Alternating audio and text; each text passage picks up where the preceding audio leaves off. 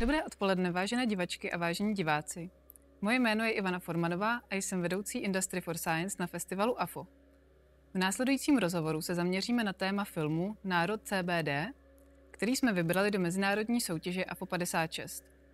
Film můžete zhlédnout na platformě watchandknow.cz a také pro něj můžete hlasovat do divácké soutěže na našem webu. Rozhovor proběhne v anglickém jazyce s českými titulky.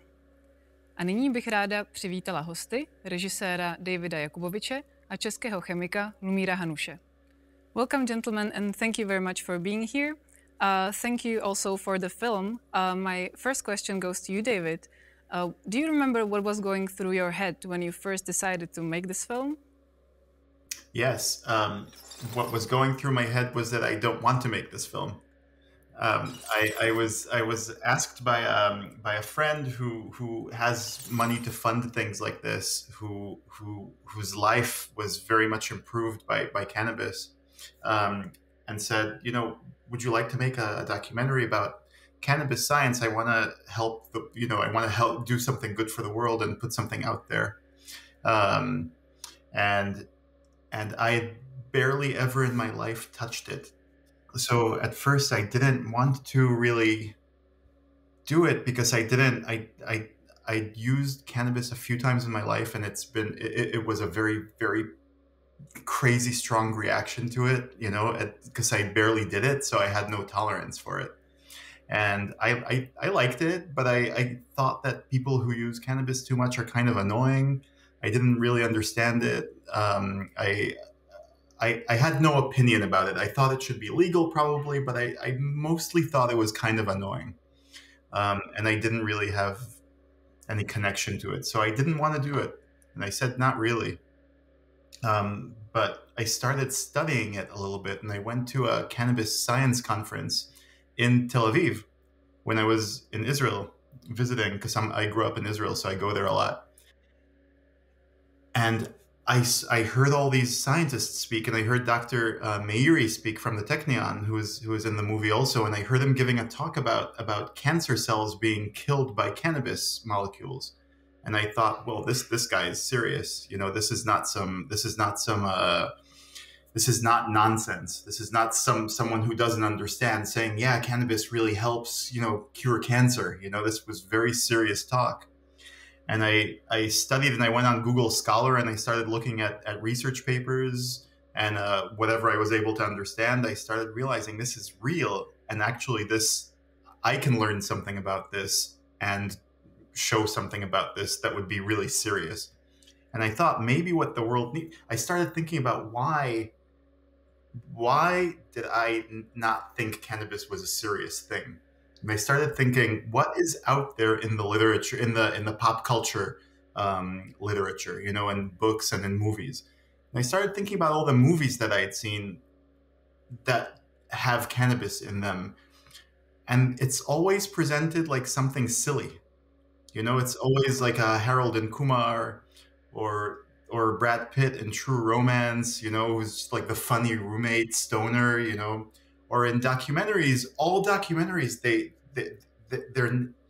have one or two scientists, and then there's always and a personal story of success, and then there's always this guy, this kind of asshole guy in an office somewhere who says, actually, cannabis is really, really bad for you, you know, and he doesn't really say why, and then it's over, and then they go back to the movie. It's like every filmmaker feels the need to put this disclaimer in the movie. Actually, it's really bad, so that they don't get in trouble or something. And I thought, this is not how you. This is the problem. I have undergone stigma training, you know, and I thought that I'd like to make something that's only about science. That's talks to all the scientists and gets really serious into the heavy nature of this thing and doesn't take it lightly. So I started removing there's no jokes in the movie. It's just it's very straight, you know. Dr. Hanuš, thank you also for being here. You are based in the Hebrew University in Jerusalem. You are also a chemist, and you focus on the cannabis research. I wanted to ask you, what brought you into it in the first place, in this topic? To cannabis brought me Professor Krejčí from medical faculty of the Palacký University. he came to Faculty of Natural Sciences and asked if there is student for 3 months, quarter of time without any chance of extension. So nobody was interested, but I visited him and started to talk with him, and I was long time before that interested in medicinal plants and collected medicinal plants because it's wonderful and it's also very popular in Czechoslovakia. So I told him, okay, I shall try it. And I thought that if I shall do my best, that maybe it will not be only for 3 months. So I worked 7 days a week from the morning to the evening, and then it was half time, 3/4 full time, and then it was tenure. And Professor Krejčí was person I think that I can call Medical Faculty of Palacký University cradle of medicinal cannabis in modern time, because when it was prohibited in 1937 by Mr. Anslinger in the United States, then Professor Krejčí in 1950 discovered the antibiotical principle of cannabis, and in 1955 with Professor Shantavi, they elucidated structure of the first real cannabinoid. This was cannabidiolic acid, and they start to treat patients in faculty hospital in Olomouc with cannabis. So I was working at medical faculty from 1970 to 1990, and these 20 years I teach hygiene because I was at the Department of Hygiene and Epidemiology. I did research of cannabis because we also had possibility to cultivate cannabis in Scientific Agriculture Institute in Olomouc. So I had enough of cannabis plants, so I prepared also extract for hospital drugstore, and they in drugstore prepared medicine for patients, and it was very successful. So they use it all the time. Unfortunately, when I was invited in 1990 to Israel just for 1 year, I'm here already more than 30 years, but it was for 1 year without any extension.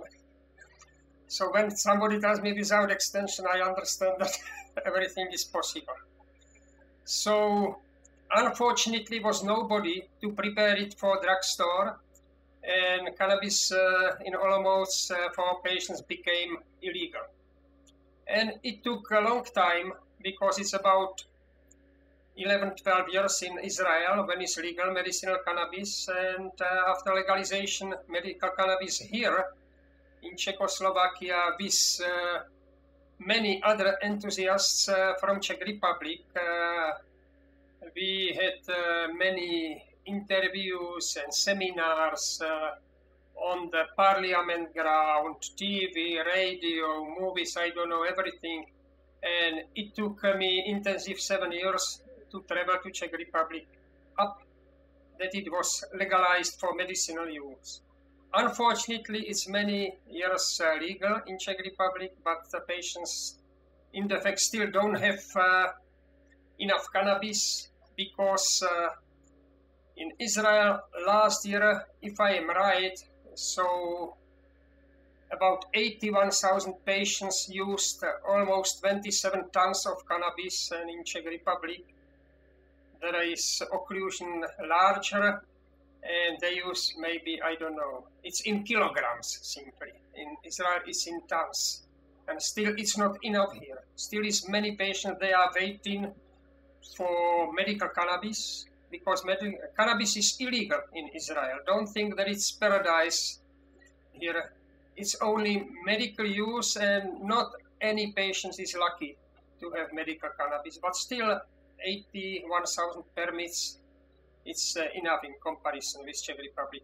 So I came to Israel and I thought that I shall continue on scientific research on cannabis, but Professor Meshulam told me, look, I have here a scientist, he discovered cannabinoid receptors in the brain. This was Dr. Duvain, and you are analytical chemist, so you will cooperate with him, and I need from you to isolate from the brain compound which bind to these receptors. When he said it, I thought, oh, I can go directly home. There's no chance needle in the hay to find. But we worked very hard. I isolated, and Dr. Devane he developed a very sensitive bioassay, so he could evaluate if this compound, which I isolate, is active for cannabinoid receptors. And after 1.5 years, it was in 1992, I think 24th March, if I'm right, 1992, I had compound which we later named anandamide. And discovery of cannabinoid receptors and endocannabinoids, because we isolated also other endocannabinoids, altogether 5 in our department at Hebrew University. So it opens door to the world start to study medical cannabis. But still we are on the start, unfortunately, because of illegalization, stigmatization. Many scientists are afraid to work with cannabis. I know even scientists which are doing research. One my friend, his physician, is doing successful research on cannabis, but if he is sick, he is not ready to use cannabis. He is afraid of cannabis, even when he is doing good research. So it's still hard way to come to medical cannabis, and then because it's not pure compound, this is mixture of compounds and different chemotypes, or they call strains, but correctly it's chemotype. Different strain has different contents and ratio of compounds, so it's for different diseases. So, and each of us is genetically different. So what is too much for one is not enough for the other one. For what is for one is not good for the other one. So we need research, because not only these cannabinoid compounds, today they are talking mostly about CBD, cannabidiol, and THC tetrahydrocannabinol. It's not enough. In game, from the plant, there are more compounds, there are other compounds, because it's synergic effect and entourage effect. So all this we must study, because results are wonderful. I saw so-called miracles. Also, I saw miracles with cancer. What couldn't treat physicians, so patients treated with cannabis. So future is wonderful, but every time I stress, cannabis is not for anybody, because it doesn't treat every time, it doesn't treat everybody, it doesn't treat every disease, and it doesn't treat every stage of disease. So don't believe what is written on the internet. This is just a business slogan. But it's wonderful, because cannabinoid receptors, these are one of the most spread receptors in human body. And that is why it works with so many diseases. So chance is big to treat diseases as curatively as palliatively. When you were talking about the level of stigmatization, I wanted to ask you, David, how was it with the funding for this project? How was it to fund a film like this in the US? Were you worried about the credibility towards your sponsors, for example? No, the funding was private. Funding was just a private, person who's a private person and doesn't like to be in the spotlight. It's not like a famous person, just someone, like I told you before, who has money, who wanted to put this message out into the world. And in terms of credibility, no, because the whole point with this movie for me was to just talk science and to find a few stories of anecdotes, of people who had used it successfully, who, in a way, those stories make you emotionally connected to the movie, but in a way they are supporting the science as opposed to having the science supporting the stories. So which is what most documentaries, I think, do in this world.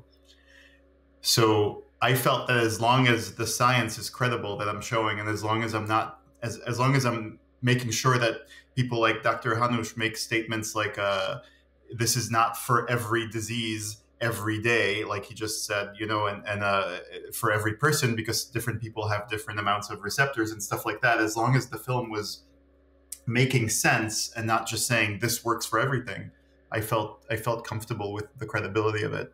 It's all just the movie is a series of science papers told in an exciting way, you know. So yeah, I feel that the movie is in a way, I don't want to congratulate myself, or sound like I am, but I think the movie is more credible in a way than many other. There's this other cannabis movie where someone says someone who's not a doctor says something like says something that they're not a doctor and so they know more, and that kind of statement is nonsense to me. You know, like you can't say something like that and achieve some level of credibility. It doesn't make sense. So I was careful to make this film feel like an actual credible piece of work. Yes, so in this film you were trying to break down the myth surrounding cannabis and especially CBD.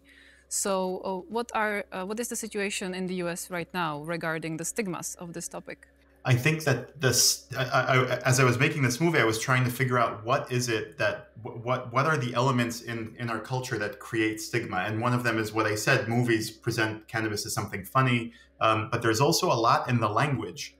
There's a lot in education and in false beliefs that cannabis kills you if you use it, that it makes you crazy, just things that have been injected into the culture by propagandists for decades. But there's problems with the language. For example,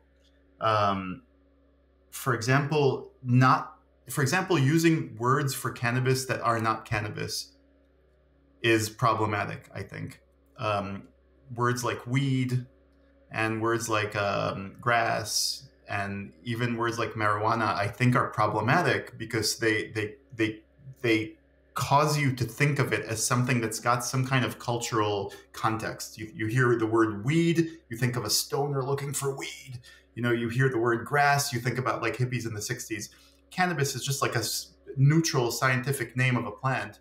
And that's the only way one should think about it. And then one should think about it in terms of its compounds, right? Because Dr. Hanuš is talking about cannabidiol and all these other cannabinoids that they've been researching for a long time. And because all of those things have different effects, that's the way one should think about cannabis. If I think I'm going to consume some cannabis oil, what cannabis oil am I going to be consuming? Am I going to take a few milligrams of THC, or am I going to take some CBD? Like, thinking about it in those terms neutralizes the stigma, I think, and I think that's crucial. Another thing that I think causes stigma is the terms recreational and medicinal cannabis.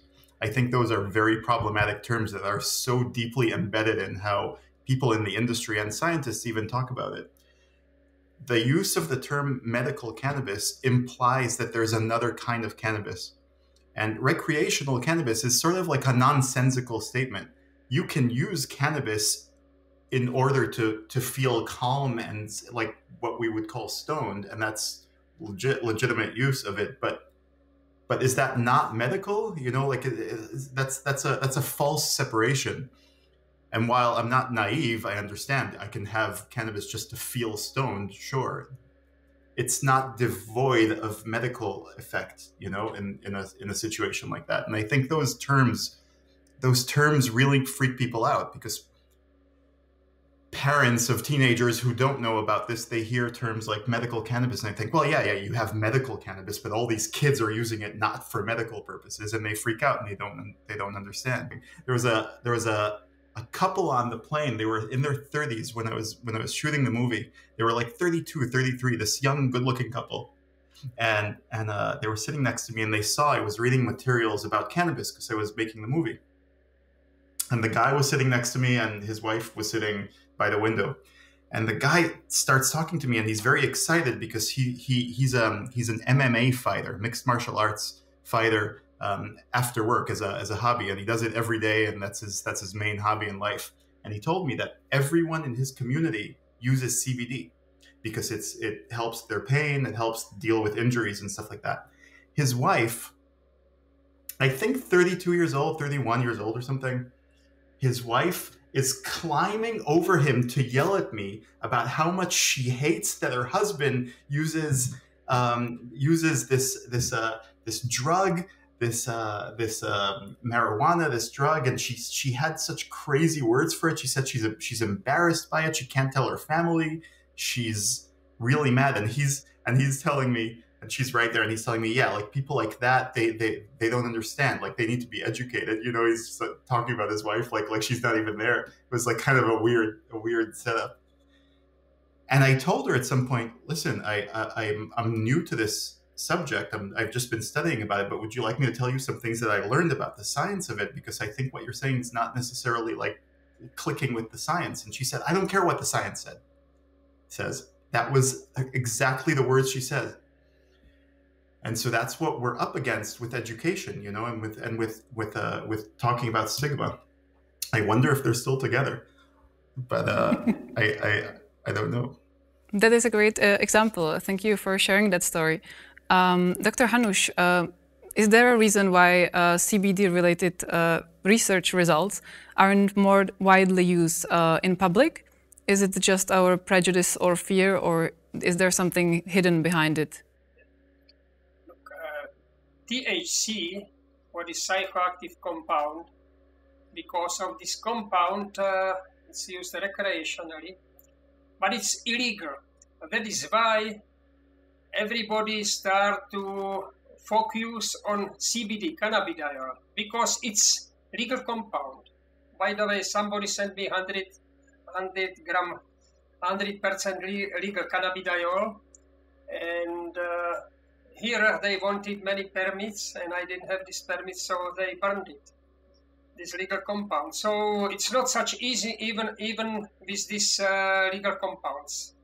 Yes. So everything is easier when scientists work with cannabidiol. But THC is wonderful medicine. THC can beat cancer, as of course can cannabidiol and some other compounds. And I think that people simply don't understand this medical potential, and they are just evaluating what is legal, what is illegal. They do differences between industrial, medicinal, and recreational cannabis. By the way, most chemotypes, most strains of cannabis, which are called today medical cannabis, were developed for recreational use. From this you can see that it's nonsense, because it's just one plant, Cannabis sativa linea, and differences are only in the contents, compounds, and their ratio.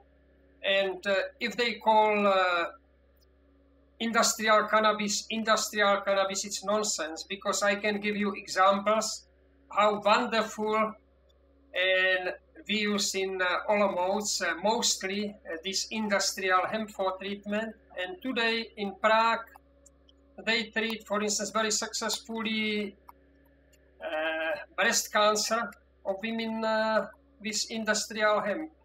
So it's medicinal hemp.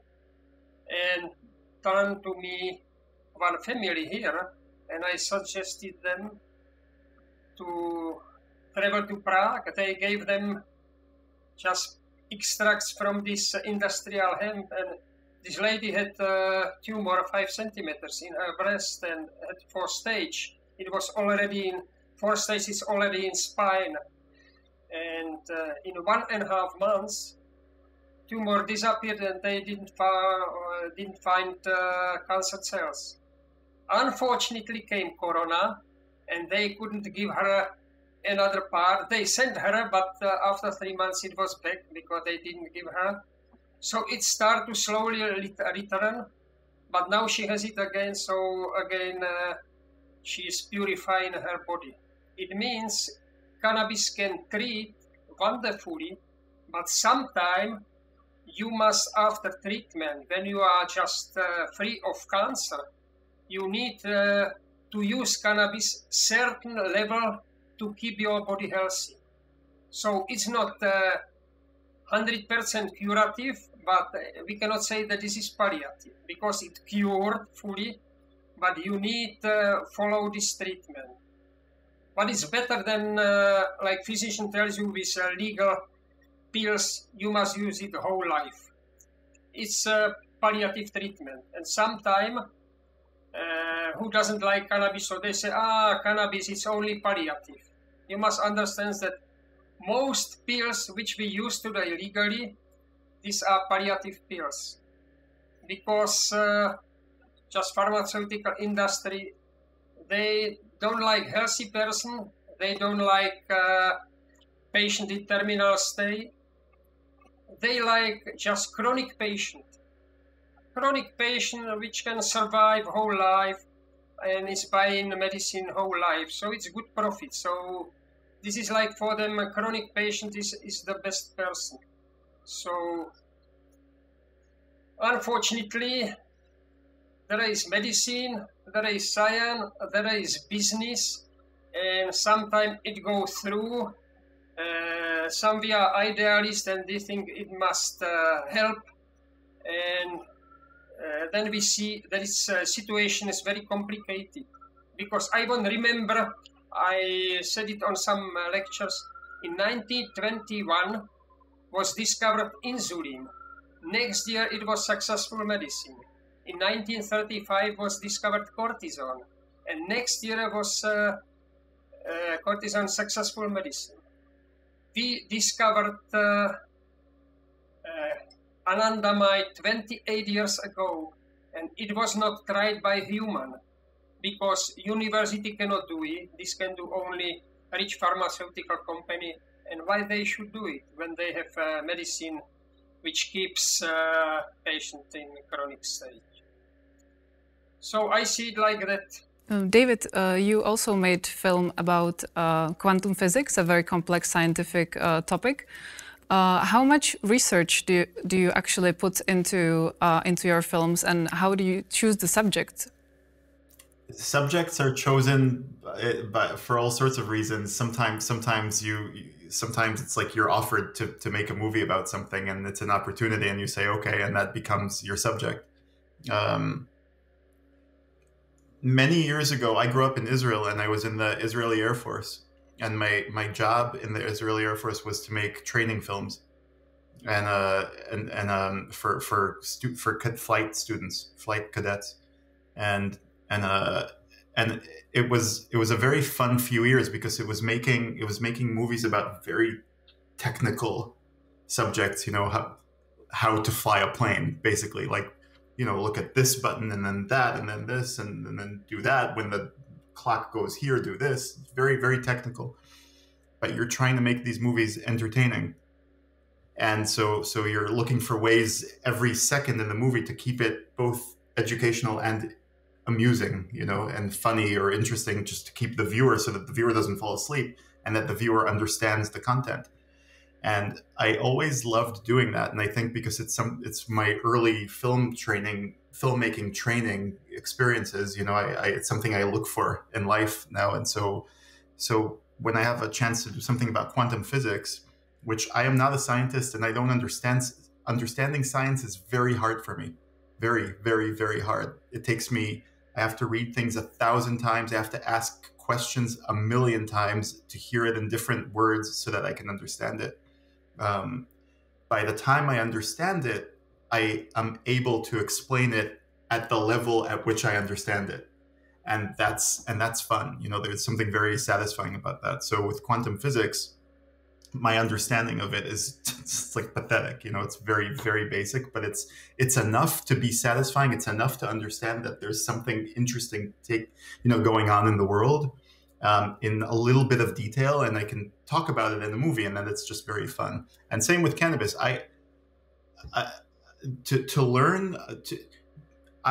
It took me so long to understand what a cannabinoid is. It's so long, you know. I did not grasp it right away at all, you know. By the time I interviewed Lumír, I think I spoke to 40 other people, you know, asking questions, trying to grasp the subject. And then suddenly something will click. So yeah, and there's nothing more inspiring, I think, than understanding science if you're not a scientist. There's something about it that makes you want to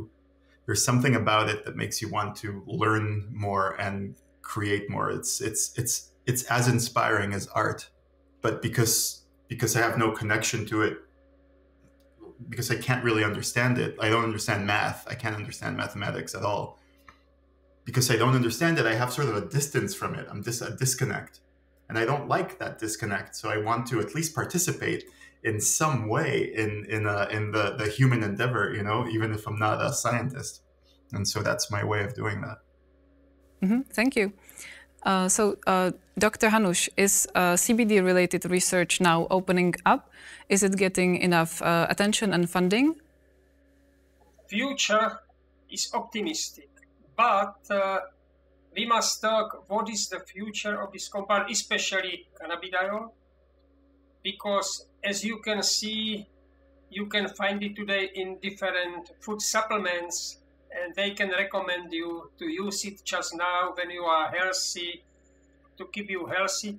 And I don't think that it's necessary, because I also don't use preventively antibiotics and don't fill my stomach with different vitamins and I don't know, different supplements. The best is also real food like fruits, vegetables, meat, and everything what give us nature just regularly, not something artificial, because medicine, everything is something artificial, because especially in the past, when we left green medicine, so target was to find just one molecule which is active.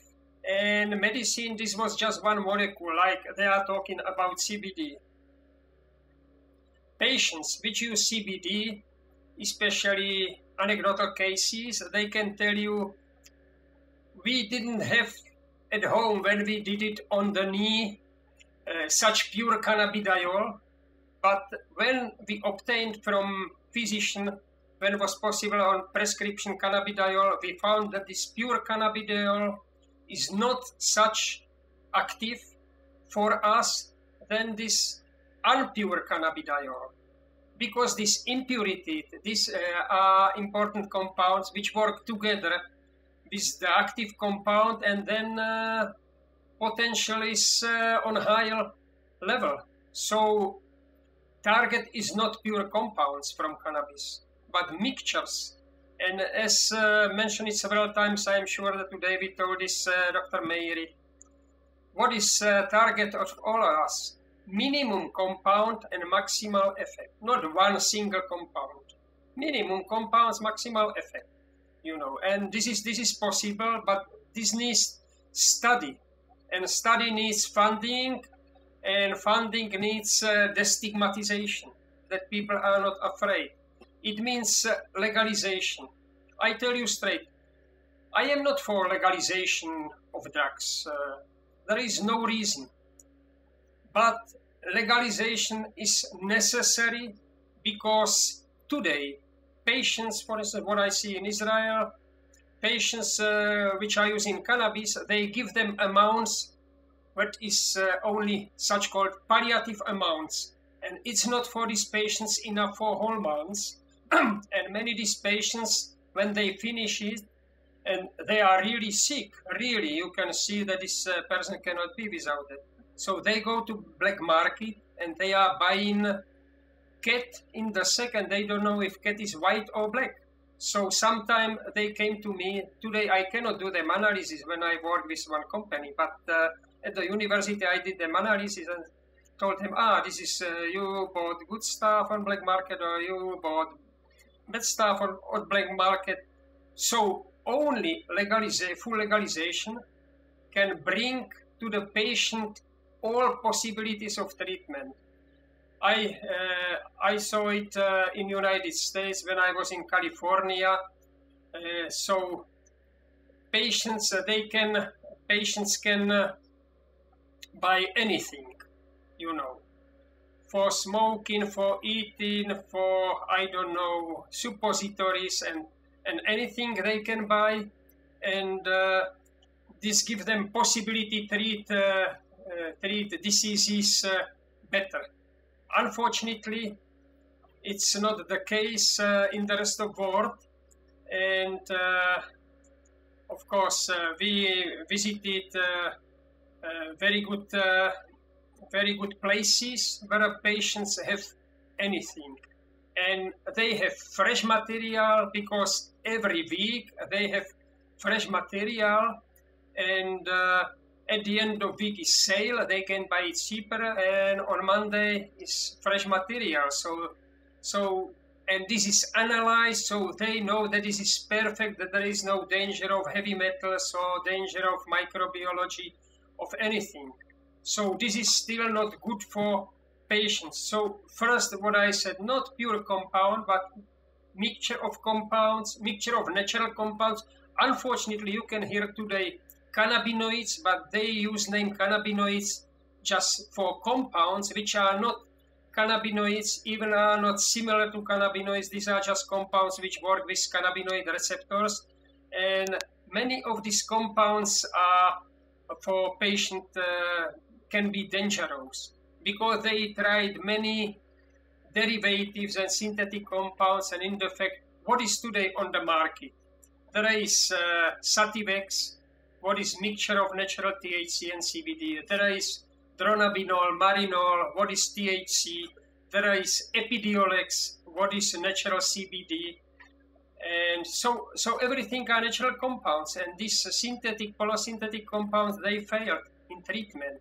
Or they started to treat patients, and then they saw that there are side effects like depressions and even suicide from that, so they left it. So I think that nature gave the best answer, and also today I used only these compounds, but I hope that we shall go forward, and that will be possible for patient or for most of the patients will be possibility to treat themselves. In the fact, I want to tell just one sentence, that in Israel, about 10% patients finish with cannabis because they don't feel good after that, or it doesn't help them.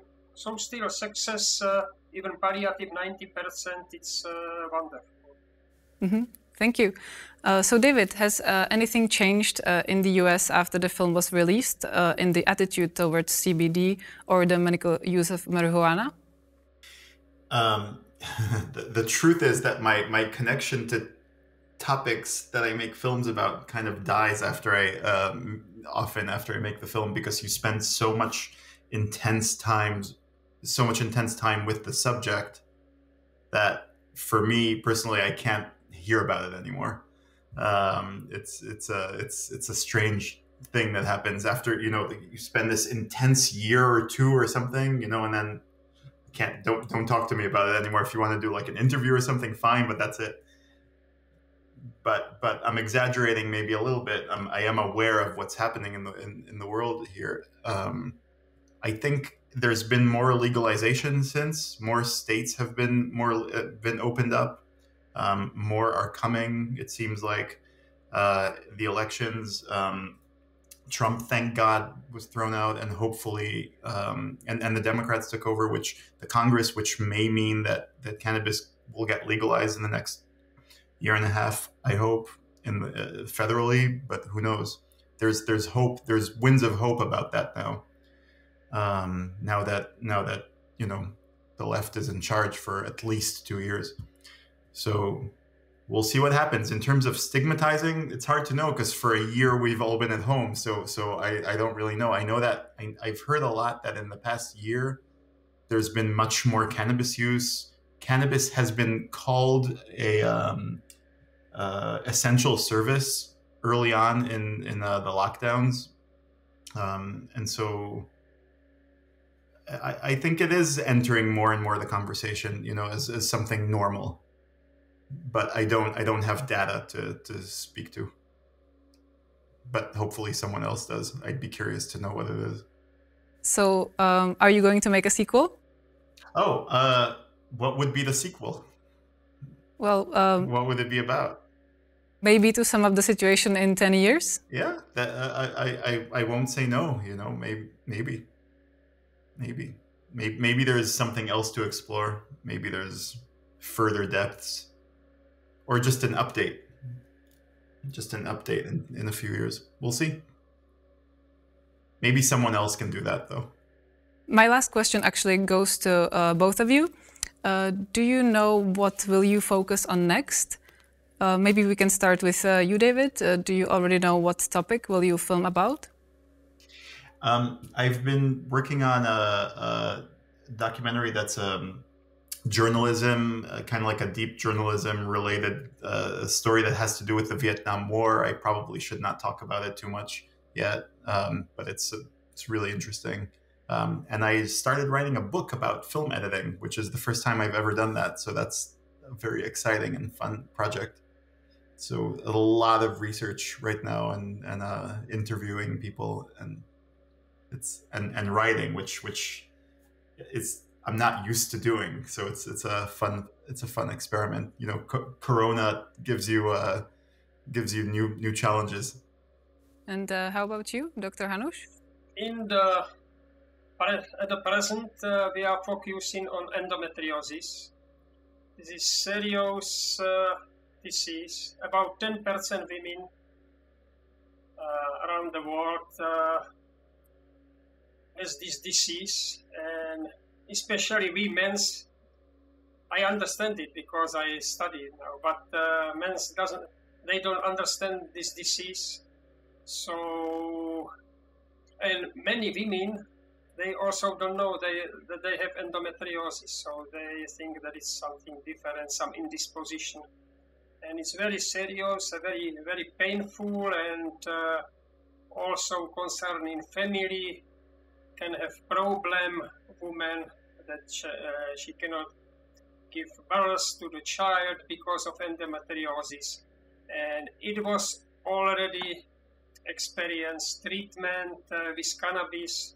Cannabis is very useful because in reproductive organs of women many cannabinoid receptors, so it already tells you that cannabis can be very successful. So suppositories, for instance, in Israel, suppositories, this is not allowed, or patient cannot have suppository. But patients are prepared themselves, suppositories back at home. I also explain them how to do it. And it's very useful and it's very successful. Of course, still we have more anecdotal cases of women which treat themselves illegally. If physician cannot help you, I don't call it illegal treatment. It's legal even if it's so-called illegal. So this is very serious, and I hope that we shall have some results and that we can help to women just to overcome this unpleasant disease.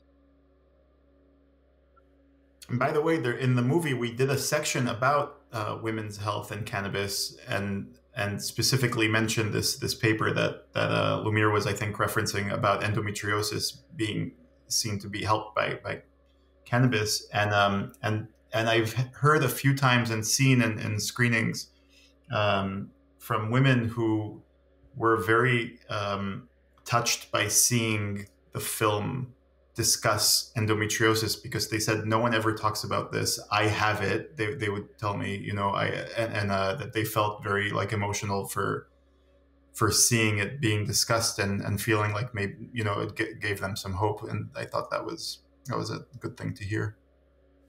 Sorry, you wanted to add something, Dr. Hanuš? No, I wanted to the end tell something to young persons. Don't be afraid of cannabis. For mentally healthy person, cannabis is not dangerous. But if you want to try it, don't do it like we did cigarettes when we were at 12, 13, or alcohol that we tried when we were young. When you try it after age 21 and you are mentally healthy, there is no danger and there is no addiction. Addiction on marijuana is because they mix it with tobacco, and then they are dependent on tobacco, and when they smell cannabis, so they want it. But it is not because of cannabis, but because it's connected with cannabis smell of cigarette with tobacco. So if you want to try it, I am not against that persons are curious. Anybody is curious. So try it when you are adult. It's no danger. There is only one danger. Overdosing is unpleasant, but it's not life-threatening. So this is advantage of medicinal cannabis, that patient cannot be overdosed because we tell the patient, start low and go slow. You start with small amount and then you slowly build tolerance up to the moment when you feel effect of cannabis, and this is your dose, because as I said, what is too much for one is not enough for the other one, so anybody must find it. That's all what I wanted to add there. Thank you very much for this interview. Thank you for making the time to talking to me today. And I would also like to thank to the viewers and invite them to our platform watchandknow.cz, where you can see the film CBD Nation among many other wonderful, inspiring films in the international competition of AFO 56. Thank you again and enjoy the films.